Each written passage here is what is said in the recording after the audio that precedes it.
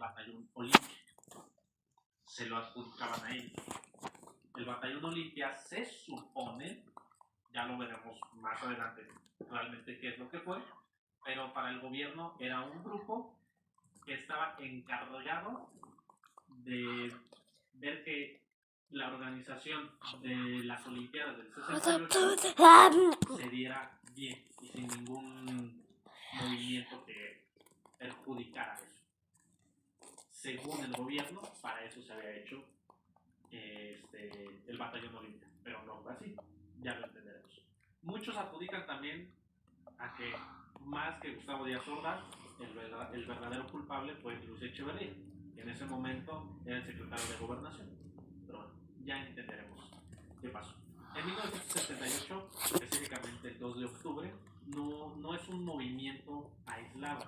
Realmente se debe a muchos factores y muchos contextos históricos que ocurren en esa situación. Sobre todo porque en México o en el mundo, sobre todo en México, pegó muy fuerte lo de la Guerra Fría. Sí. Estaba la Guerra Fría que dura de 1947 a 1991, me parece. Entonces está la Guerra Fría, que para nada más recapitulando, la Guerra Fría empieza poquito después de que termina la Segunda Guerra Mundial, entra en conflicto la URSS y entra en conflicto Estados Unidos, sobre todo por ideales, capitalismo contra comunismo. En México, por ejemplo, en el 60 estaba muy fuerte la idea del comunismo. Era Fidel Castro, Che Guevara, todo eso, ¿sabes? Era muy fuerte, sobre todo porque mucho de la revolución cubana se planifica en México. Fidel Castro se va a Veracruz y de Veracruz cruza a Cuba para dar el golpe de Estado, que es donde empieza la gran revolución cubana. Yo siempre, desde que empiezo a estudiar esto, me llega una idea a la cabeza. Porque todo empieza como un movimiento estudiantil y poco a poco se convierte en un movimiento social. Realmente lo del 68 fue un movimiento social, no solo estudiantil. Eso hay que aclararlo bastante. Entonces sí fue una digamos estudiantil, pero ahí había niños, madres, padres, profesores y alumnos. No se sabe perfectamente cuántos fallecieron. Se habla son fusilados incluso, ocurren una serie de cosas. Pero bueno, entendamos algo. ¿Dónde empiezan los movimientos estudiantiles? Todo empieza hace muchísimos años, en 1910. En Montevideo, en Uruguay. Uruguay dice, somos muchos estudiantes latinoamericanos, deberíamos como que juntarnos, intercambiar ideas y ver cómo va el otro país, etcétera, etcétera, ¿no? Entonces llama a una reunión de estudiantes de país. Entonces empiezan a ver, pues, qué es lo que está pasando en el otro país, todo eso. Llegan como a una idea todos estos. Que en 1900 en Argentina ocurre un evento que vamos a entender la importancia de este movimiento.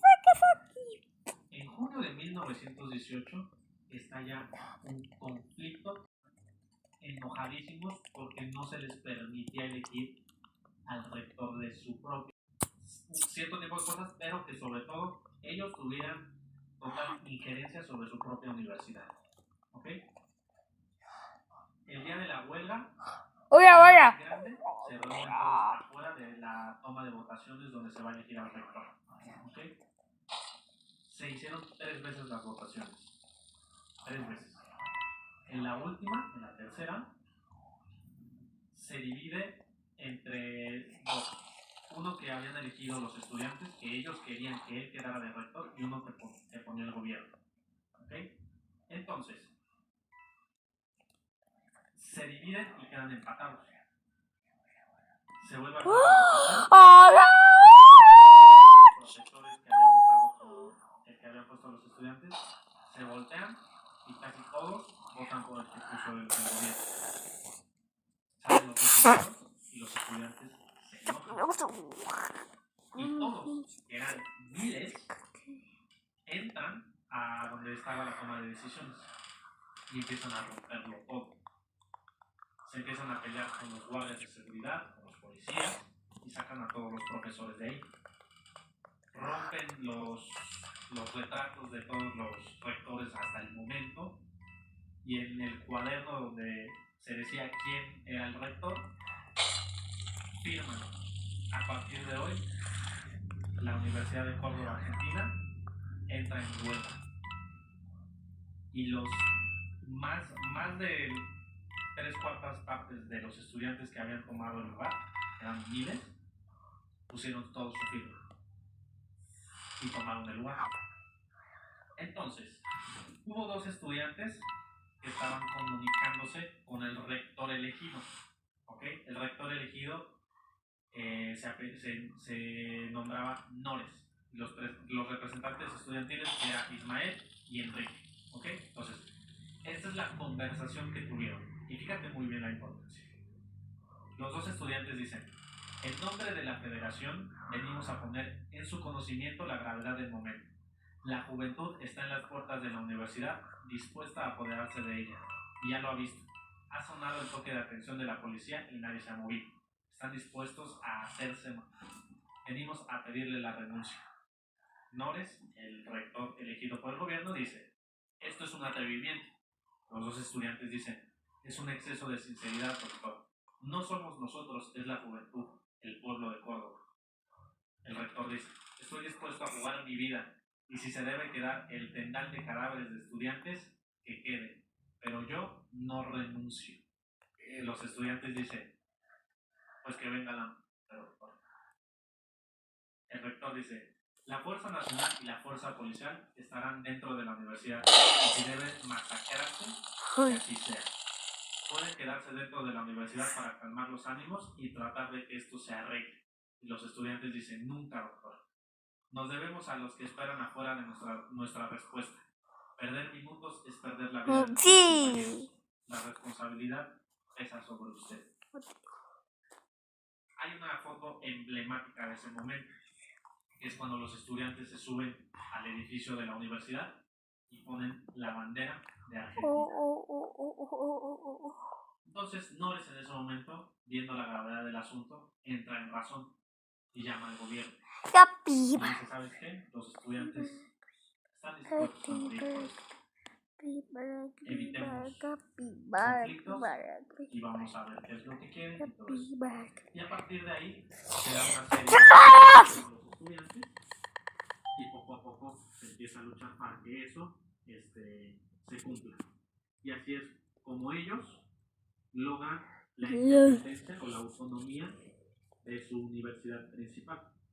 Te recuerdo, esto fue en 1918. Ahora, entiendo que cuando hacen las votaciones, las repetían, y se nota, porque claramente había mano negra en las elecciones, o sea, siendo que es un puñado de maestros y el gobierno, un puñado, y casi el 100%, no dudaría que el 100% de los estudiantes de manera inteligente están votando por la autonomía. Claro. ¿Cómo puede ser que salga 50-50? Los estudiantes tenían voz y voto en las votaciones, las cuales no se les daba. ¿Okay? ¿Cómo no van a poder elegir a su dirigente las personas que están a cargo del dirigente? ¿Sabes? O sea, las personas que estudian ante el lugar no pueden elegir la persona que va a estar a cargo. Es como si nosotros no pudiéramos elegir a nuestro presidente y lo elija el gobierno de Estados Unidos. Correcto. Y al decir: oye, o nos permites votar por nuestro propio dirigente, o qué va a pasar, pues nos vamos a masacrar, pues masacran. Exactamente. El gobierno decía: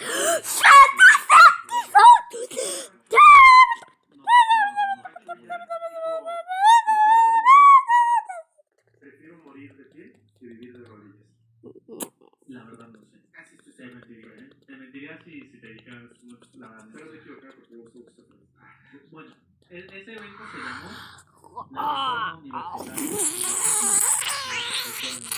Reforma Universitaria. A partir de ese año, todas las universidades principales de cada país en Latinoamérica empiezan a hacer lo mismo. Empieza en 1919, un año después, la Reforma Universitaria. estudiantil en la Facultad de Letras de la Universidad de San Marcos. Pero sí escala. El 2 de agosto se declaran en huelga general y publican su manifiesto, que estaba basado en el manifiesto que había hecho Argentina en ese momento. De hecho, todos los países que voy a mencionar a continuación que hicieron su reforma, todos toman como base el manifiesto de Argentina. Todos dicen, ok, tomamos como base en esto y después lo vamos evolucionando respecto a lo que nosotros